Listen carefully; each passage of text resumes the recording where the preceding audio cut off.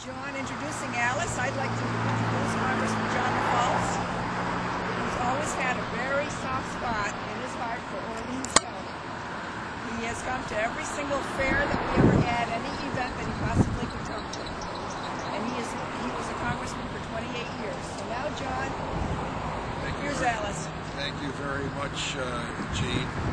It's always great when I'm in Orleans County, and it's especially great to be here on behalf of Alice Kryzan. You know, I always believe that love bequeaths love, and I love the people of Orleans County, and I felt that they loved me in return. I will always treasure that feeling. I think the people of Orleans County now has a candidate for Congress that I feel so comfortable in a sense, turning the baton to. I know it's been 6 years since I've represented you, but I still feel as if I represented you, and I still feel as if I'm turning the baton over right now, and it pleases me to turn it over to Alice Kryzan. I know Alice very, very well. We practiced law together for about 4 years.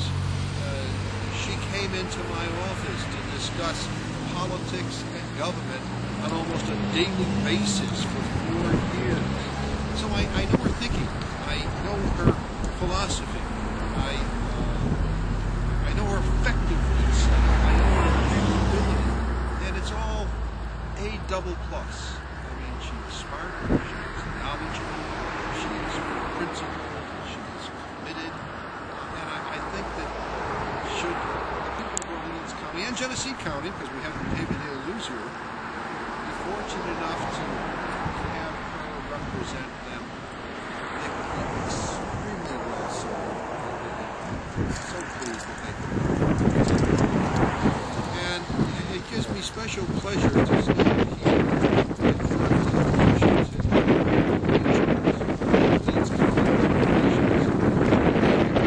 decades or so ago, when I was talking with the chairman of the board of Anchor Savings Bank, Don Thomas, and I suggested to Don, who had a headquarters in New York City, that he should have a back room operations in upstate New York, and that it ought to be in my congressional district, that it ought to be in Orleans County, and that it ought to be in Albion. And that turned out to be a successful effort. Then Anchor Savings Bank was sold to Dime Savings Bank. Fortunately, we had a great relationship with Jim Large, the chairman of Dime Savings Bank, and his successor, Larry Toller. And while they already had a similar operation in another location and had to choose between closing the operation they had in Albion, we were able to persuade them that Albion would be superior. So we expanded the operation to Albion under the Dime Savings Bank. And then, when the Dime Savings Bank was purchased by WAMU, Washington Mutual Savings Bank in Seattle, Washington, I was fortunate in knowing the chairman of the board of WAMU quite well, Terry Killinger, who had a similar situation. WAMU had a similar situation to Albion's. They had to close one of them, and we were able to persuade Terry Killinger that they should close their other operation and expand the Albion operation. We're confronted with a similar situation now with J.P. Morgan Chase. And I know in the conversations that Alice and I have, that one of our highest priorities is to retain and expand the employee base here, to work with J.P. Morgan, its chairman, Jamie Dimon, who I know very well, its general counsel, Steve Butler, who I know very well. And I commit to work with Alice and to work with Senator Schumer and to work with Hillary Clinton in that endeavor. But aside from the local issues, I'd like to speak a little bit about the national issues now, and since we're in front of a bank, I'd like to talk a little bit about the financial meltdown.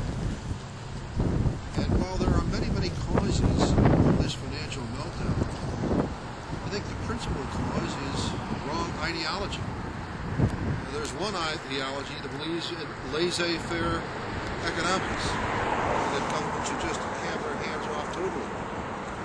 And that enables Wall Street to go crazy. that enables greed to be rampant. And it enables you to engage in such risky operations that it is tantamount to casino gambling with your money. And there's another philosophy that you shouldn't have too much regulation, but you should have whatever regulation you need to make sure that everything's on the up and up. And we didn't have that type of regulation, unfortunately. And it wasn't the lowering of the interest rates by Alice Kryzan. It was the failure to couple that with appropriate regulation. Had the Republican Congress passed the bill I introduced at that time in 2001 and 2002, which I called the Predatory Lending Protection Act, those predatory practices which led to the financial meltdown would not have happened. Alice Kryzan is committed to preventing predatory practices. We have not too much regulation at all, but the regulation is needed to make sure that greed doesn't run rampant. And so I am so proud and pleased to endorse her candidacy, not lukewarmly, but enthusiastically and without even a little bit of reservation.